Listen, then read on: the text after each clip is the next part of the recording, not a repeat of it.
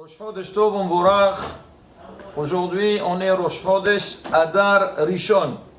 À Bezrat Hashem, on parlera donc de la raison pourquoi on fait deux fois le mois de Adar. Et aujourd'hui, on va parler d'un point qui est très important et que les gens, ils adorent écouter ça parce qu'on a tous besoin d'écouter ce Anyan. C'est marqué Meshin Echnas Adar, Marbim Besimha. Depuis que le mois de Adar, il entre, on multiplie dans la joie. Alors, Rabotai, faire très attention, c'est marqué Marbim Besimha. On multiplie, ça veut dire qu'il faut être joyeux tout le temps. Mais Adar, c'est encore plus parce qu'il y a eu Nissim Viniflaot, c'est un mois qui est Mesougal. Il est propice donc pour la Simha, pour les Shorant, le mois du Mazal. Alors l'homme, il doit pousser. Alors j'ai reçu une petite, on va dire, une parole d'un Moreno arabe, du Rabbi Milubavitch. Il a dit que surtout par rapport à cette année-là, tous les ans qu'il y a deux fois Adar, c'est marqué, quand on a deux Adar, on est zoché d'avoir 60 jours dans ce mois-là. Donc Adar Rishon et Adar Bet, en tout, ça fait 60 jours. On dit à Adar, il faut être sameach. Et quand l'homme il est sameach pendant les 60 jours, alors tous ces problèmes, le halen s'il a des angoisses ou des problèmes, ils sont annulés. Comme on dit, on a un principe, ce qu'on appelle Batel Beshishim. C'est quelque chose d'interdit, tente de quelque chose de permis. Il s'annule, s'il y a 60 par rapport à lui, il s'annule. Ça aussi, Rabotai, il y a beaucoup d'halachot. On dit pareil aussi. Si l'homme il est joyeux pendant toute cette période-là, Bezrat Hashem, il aura, on va dire, beaucoup de chance de rejeter, d'annuler, d'éloigner, donc le Alenu, tous les problèmes qu'il a. Amen. Mais, Amen. Alors maintenant, on va essayer quand même de parler sur le Anyan de Simha. Parce que beaucoup de fois, quand on parle avec les gens, on leur dit, vous savez, il faut être joyeux. Il te dit, mais écoute, la joie, s'il y a de quoi se réjouir, on se réjouit, mais s'il n'y a pas de raison, pourquoi tu veux que je me réjouis? Et pire que ça, malheureusement, beaucoup de fois, les gens ils te disent, j'ai envie d'être joyeux, mais je n'arrive pas. C'est plus fort que moi. C'est réel ou pas? Très réel. Les gens ils te disent, bon, des fois, parce qu'il y a des problèmes, et des fois, malheureusement, l'homme il boude tout seul. Mais quoi qu'il arrive, il te dit, comment tu veux que j'arrive à ça? Arriver à la simha, alors que la simha ne vient pas. Et Rabotai, pire que ça. C'est marqué dans la Torah, dans la Torah, qu'Akadosh Baruch Hu, il reproche le peuple d'Israël et il leur dit, vous savez pourquoi, vous avez ces problèmes? Parce que tu n'as pas servi ton Créateur avec joie, par le fait que tu n'étais pas joyeux. Alors c'est pour ça que tu as eu ces problèmes-là. Mais Hachem, c'est pas de notre faute. Si l'homme n'est pas joyeux, c'est pas parce que lui ne veut pas être joyeux. C'est contre lui. Et en plus, c'est plus fort que lui. Il dit à quelqu'un, allez, vas-y, réjouis-toi. C'est vrai que le Rav Arush, il rapporte les paroles de Rabbi Nachman Breslav. Il dit, il faut que l'homme, alors il n'est pas bien, alors essaye, danse, chante, fait. Bon, il ne faut pas faire des bêtises. Mais en tous les cas, il faut faire en sorte d'arriver à un stade dans lequel la simha va entrer toute seule. Mais malgré tout, Rabotai, est-ce qu'on peut reprocher à quelqu'un quelque chose qui ne dépend pas de lui? S'il n'est pas bien, c'est parce qu'il ne peut pas être autrement. Alors pour répondre à cette question, Rabotai, on va essayer de voir un passage des 10 commandements. Et à travers ce passage, on va comprendre qu'en fait, quand on nous dit parce que tu n'as pas servi avec joie, c'est un reproche, c'est un vrai reproche. Et ça dépend de nous. Alors maintenant, dans les 10 commandements, il y a un commandement que beaucoup ne le comprennent pas, c'est l'otahmod, ne pas envier ce qu'il appartient aux autres.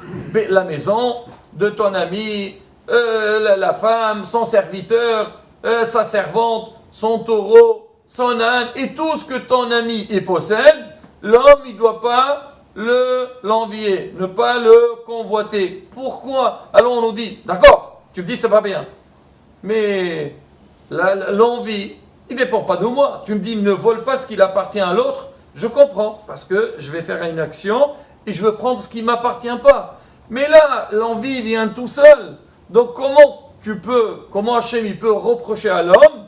Il lui dit, tu n'es pas bien parce que donc tu as eu envie de quelque chose qui ne t'appartient pas. Le Ibn Ezra, il a posé cette question. Il a dit, Rabbim Shoalim. Beaucoup posent la question. Ils disent comment Hachem il peut nous demander une telle chose alors que ce n'est pas du tout entre nos mains. Ce n'est pas de ma faute. Alors tu me dis de ne pas envier. Mais qu'est-ce que tu veux? Ça vient tout seul.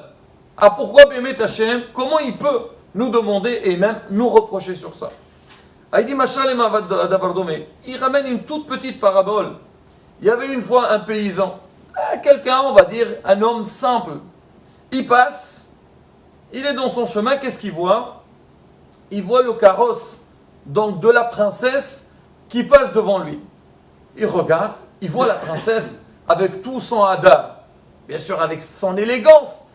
Est-ce qu'on pourrait penser une seconde que ce paysan, il va dire « Oh là là, j'ai envie de me marier avec la princesse », ça lui monte même pas dans la tête. Et même si, et à un moment, il va penser à ça, il dit « Attends, enlève ça de ta tête. » Mais toi, c'est la princesse. La princesse se marie avec des princes, avec des gens. Bon, mais quoi qu'il arrive, lui, dans sa tête, c'est quelque chose qui ne doit pas entrer dans sa tête, ne doit même pas y penser.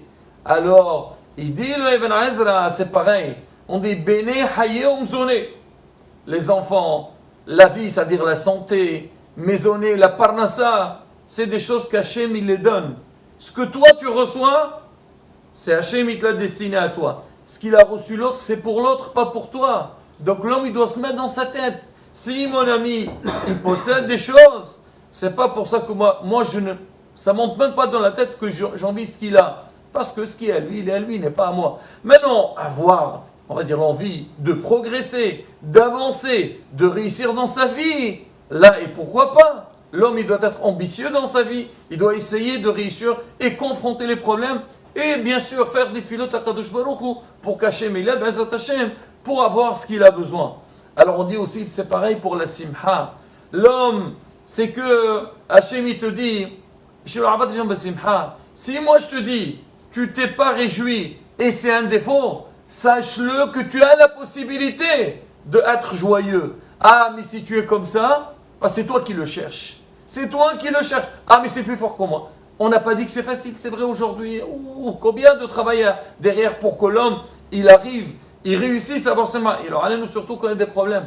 Mais malgré tout, l'homme, quand il met dans sa tête que tout ce que je possède, c'est Hachem qui l'a donné. Ah, je m'attends à des choses qui ne sont pas encore arrivées. Ben, sache-le, c'est qui donne dans la vie? C'est Akadosh Baruch Hu qui donne. À partir du moment que moi je mets dans ma tête, j'ai la Emunah Shlema, que tout provient d'Akadosh Baruch Hu, toute la bracha c'est Hachem qui la donne, ben on verra les choses différemment. Ah, aujourd'hui j'espérais avoir telle chose, je ne l'ai pas eu, ben Hachem il n'a pas voulu. Alors moi je fais l'effort nécessaire, je vois que ça ne passe pas, fais des tefilot, fais des prières, investis-toi, donne-toi, mets les choses, comme on dit, bien face à ta tête, et aussi avec la simra, cherche la simra. Et bien, tu verras que tu arriveras. Alors, je vais finir avec une petite devinette. Et demain, on donnera la réponse. Parce qu'on a dit, on va parler demain, si Dieu veut, de Hadar Aleph et Hadar Bet. Alors, Ishaï, je ne sais pas si tu la connais. Alors, dis-moi, il y a deux enfants, on sait, deux enfants. Un, il est né après l'autre. Mais le deuxième va faire sa bar mitzvah avant le premier. Comment c'est possible? Tu as compris, Teddy? Un enfant qui est né plus tard que l'autre, mais lui, il doit faire sa bar mitzvah avant celui qui est né avant. Alors, comment c'est possible? Charles, tu la connais celle-là ou pas? Dan, je pose une devinette. Une seconde et on finit avec ça. Alors, deux enfants.